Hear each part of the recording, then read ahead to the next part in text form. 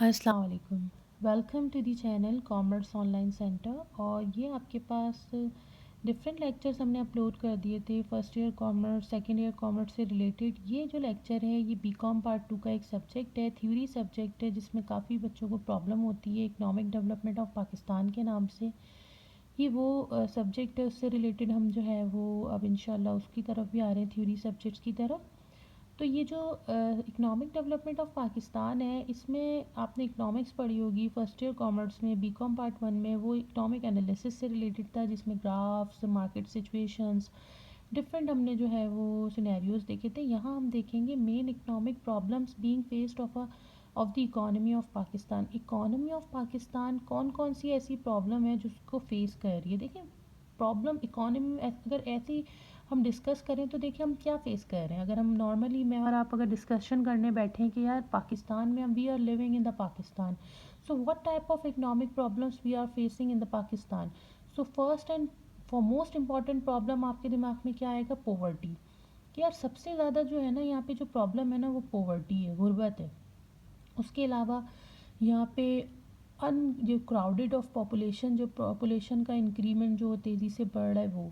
दूसरा जो हम सोचेंगे यार क्या कहेंगे, इन्फ्लेशन। यार महंगाई बहुत है, जिसकी वजह से लोगों को ना ज़िंदगी गुजारने के लिए बड़ा मसला हो गया है। तो ये वो मेन पॉइंट्स हैं जो आपके किसी के भी दिमाग में आ जाएगा। एक और प्रॉब्लम जो हम फेस कर सकते हैं और हम कह सकते हैं लॉ एंड ऑर्डर सिचुएशन। जिस तरीके से आजकल के हालात को देखते हुए आप अच्छा मोबाइल अच्छी जगह पे और जो स्ट्रीट क्राइम्स वगैरह हो रहे हैं, तो आप इसको भी इंक्लूड कर सकते हैं इकोनॉमिक डेवलपमेंट ऑफ पाकिस्तान की प्रॉब्लम्स में। तो बेसिक जो हमारा कॉन्सेप्ट होता है बच्चों को, देखिए जब तक कि बच्चा एक ब्रेन स्टॉर्मिंग नहीं करेगा तो वो इजीली अंडरस्टैंड नहीं कर पाएगा कि किस तरीके से हमें जो है वो पेपर को अटैम्प्ट करना है। क्योंकि ये बीकॉम पार्ट 2 है, बीकॉम पार्ट 2 कोई हलवा नहीं होता।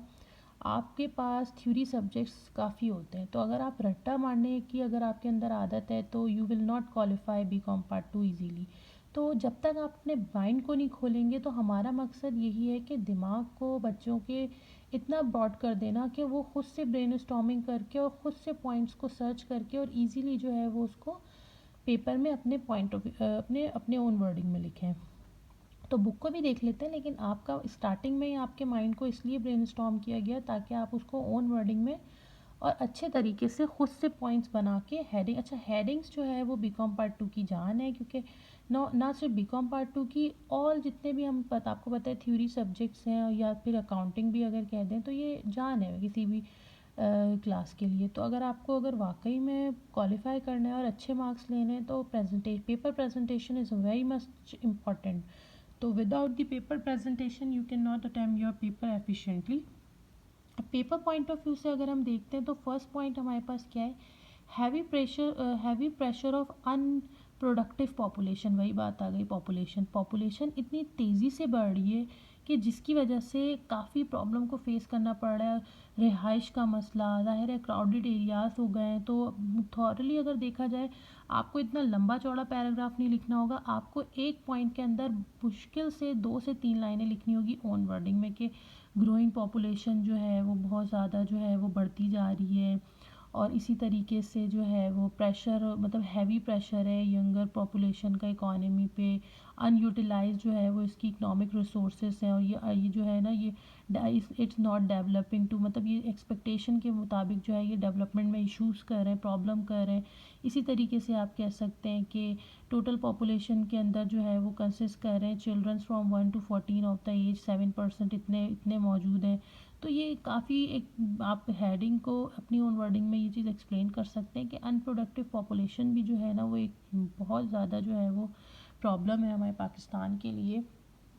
सेकंड जो यहाँ पे प्रॉब्लम को मेंशन किया गया है, लो स्टैंडर्ड ऑफ लिविंग। देखिए सेकंड क्या है, लो स्टैंडर्ड ऑफ लिविंग भी एक जो है वो प्रॉब्लम में आता है कि इंसान इतने ज़्यादा बढ़ चुका है कि उनको समझ नहीं आता कि वो इकोनॉमी को किस तरीके से प्रॉब्लम को फेस किया जा सके। लो स्टैंडर्ड ऑफ लिविंग जो है वो भी रिस्पॉन्सिबल है कि आप जो है वो किस तरीके से अपनी ज़िंदगी को वो करें, डज वो हेल्प नहीं कर पा रहे हैं कि इनर एबिलिटीज़ की वजह से। इसी तरीके से जो हाई स्टैंडर्ड ऑफ लिविंग जो है increase the efficiency of the people by improving their capability of brain and heart. In Pakistan low standard of living is not allowing the economy to develop. ये जो लो स्टैंडर्ड ऑफ लिविंग है ना, इनकी वजह से भी जो है वो इकोनॉमी जो है वो डेवलप नहीं कर पा आ रही है, क्योंकि ज़ाहिर है उनके जो है वो उस तरीके से वो स्टैंडर्ड ही नहीं अपना बढ़ा सकते जब कुछ होगा ही नहीं। तो सेकंड जो है extremely unequal distribution of wealth, wealth की जो डिस्ट्रीब्यूशन है वो बहुत अनइक्वल है। मतलब आपको एक अमीर अमीरतर हो रहा है और गरीब गरीबतर होता चला जा रहा है, क्योंकि ज़ाहिर है अनइक्वल डिस्ट्रीब्यूशन ऑफ वेल्थ है, जिसकी वजह से जो है एक और ये प्रॉब्लम आता है को सेक्टर में भी, एग्रीकल्चर में भी, इंडस्ट्रीज़ में भी एक ये प्रॉब्लम भी आपको फेस करने को मिल रहा होता है। सेकंड जो यहाँ पे प्रॉब्लम है, lowest rate of capital formation, capital की फॉर्मेशन नहीं है, मतलब बहुत रेट ऑफ फॉर्मेशन बहुत कम है। देखा जाए तो देखें यहाँ पे किस तरह एक्सप्लेन कर रहे हैं, ये कह रहे हैं कि पाकिस्तान जो है ना बहुत लो रेट ऑफ कैपिटल फॉर्मेशन पर, और इसका जो मेनली क्या रीज़न कह सकते हैं ना कि इसकी वजह से लो सेविंग रेट है, जो कि अल्टीमेटली लीड्स टू जो लो इन्वेस्टमेंट रेट है कंट्री के अंदर। सेविंग रेट जो है वो वेरी कर रहा होता है रेंज के according.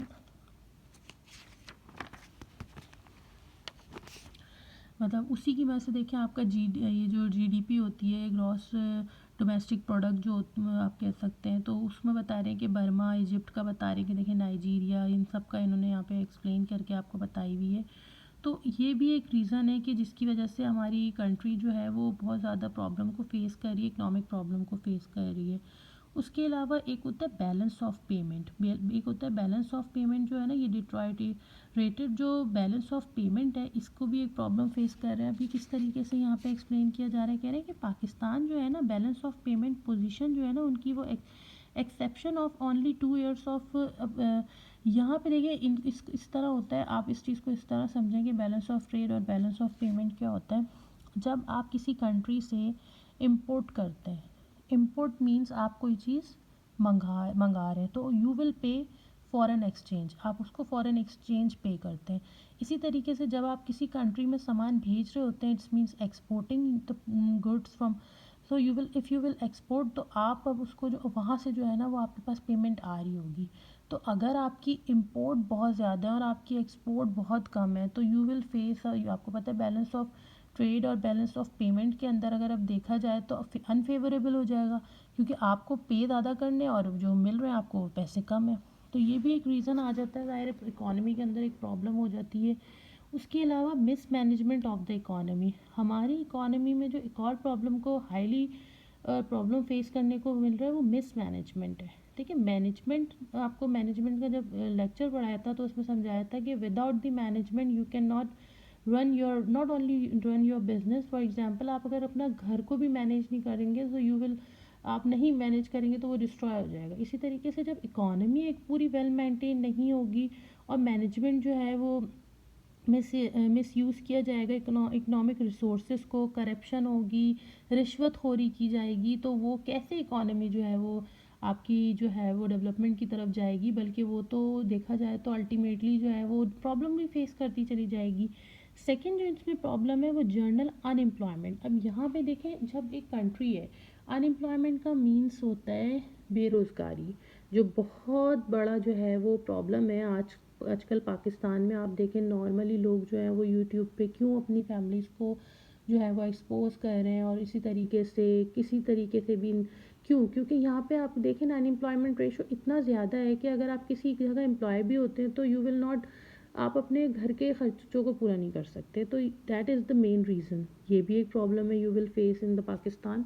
Same as it is दूसरा जो होता है वो प्रॉब्लम है आपके पास एग्रीकल्चर बैकवर्डनेस। ठीक है, किसी भी इकोनॉमी की जो मेन जो पॉइंट्स होते हैं और जो मोस्ट इम्पॉर्टेंट जो फैक्टर्स होते हैं, उनके अंदर सबसे इम्पॉर्टेंट जो होता है वो एग्रीकल्चर होता है। आपकी कंट्री का जब एग्रीकल्चर ही इम्प्रूवमेंट में नहीं है, आपका एग्रीकल्चर अगर इम्प्रूव होगा तो पहले तो वो आपकी कंट्री की नीड्स को फुलफ़िल कर सकता है, then after fulfilment of the country need वो आपकी जो है वो आपकी उसको उसी को आप एक्सपोर्ट कर सकते हैं। एक्सपोर्ट करेंगे so you will earn foreign exchange, ज़ाहिर foreign currency you will earn. तो इसमें आपका बैलेंस ऑफ पेमेंट और बैलेंस ऑफ ट्रेड जो है वो फेवरेबल हो सकता है। लेकिन जब आपकी एग्रीकल्चर आपकी ख़ुद की नीड्स को पूरा नहीं कर सकता और आप उसकी भी जो है वो इंपोर्ट कर रहे हैं, तो कैसे आपको प्रॉफिट हो सकता है। तो एक ये बड़ा प्रॉब्लम है जो आप फेस कर रहे हैं किसी भी इकोनॉमी के अंदर। पाकिस्तान में ये बहुत एग्रीकल्चर को बिल्कुल बैकवर्डनेस का रीज़न भी यही है कि देखें वाटर लॉगिंग काफ़ी इशू आ रहा है, उसके अलावा जो है वो केमिकल, जो उनकी केमिकल्स हैं, फर्टिलाइज़र्स हैं, और इसके अलावा जो उनकी मशीन्स हैं वो पूरी जो है वो ओल्ड मेथड्स पर हैं, टेक्नोलॉजिकल इम्प्रूवमेंट उनको नहीं मिला है, तो बेसिक रीज़न ये भी है। इसके अलावा आप ये कह सकते हैं कि जो किसान है वो ज़ाहिर है बहुत मेहनत से होती है, ये एग्रीकल्चर एक बहुत हार्ड वर्किंग प्रोसेस होता है। तो जब वो मार्केट में जाते हैं और उनको उनकी अकॉर्डिंग की नीड्स जो उनकी कॉस्ट भी नहीं मिल रही होती, तो वो कैसे जो है वो नेक्स्ट ईयर जो है वो उसी क्रॉप्स पे जो है वो वर्क करेंगे।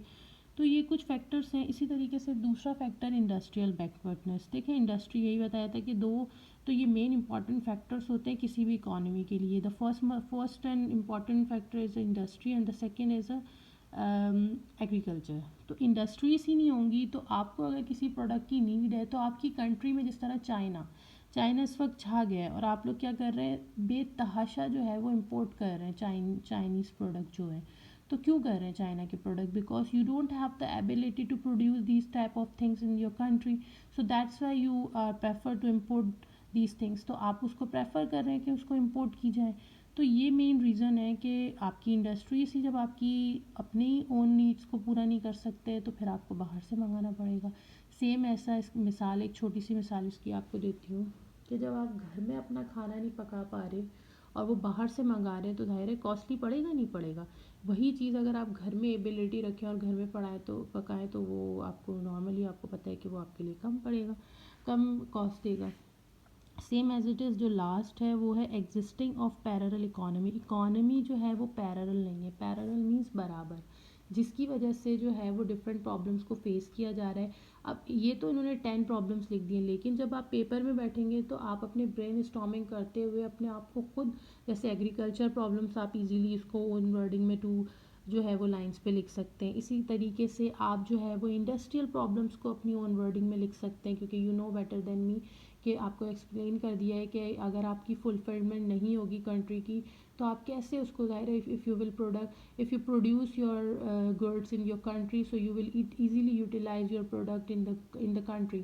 If you will not produce the goods in your country, so you will buy the goods from the other countries and you will import the goods from the other countries, and then you will pay the foreign currency, so that's why you will face unfavourable balance of payment. इस तरह का आप easily जो है वो on wording, जब आपको balance of trade भी पता चल गया, बैलेंस ऑफ पेमेंट भी पता चल गया और आपको प्रॉब्लम्स पता चल गई, तो आप खुद से लिख सकते हैं। इसी तरीके से यहाँ आप एक और जो है वो पॉइंट्स ऐड कर सकते हैं, जैसे law and order situation is a main important problem economy of Pakistan is facing now a days, इसलिए आप कर सकते हैं। स्ट्रीट क्राइम्स आर हाई, उसके अलावा आप देख सकते हैं इन्फ्लेशन आप डाल सकते हैं, एम्प्लॉयमेंट आप अनएम्प्लॉयमेंट आपको बता दिया।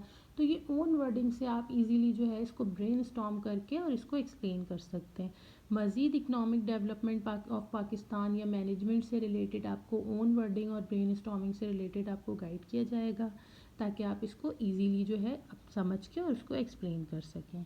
Thank you very much. अल्लाह हाफिज़।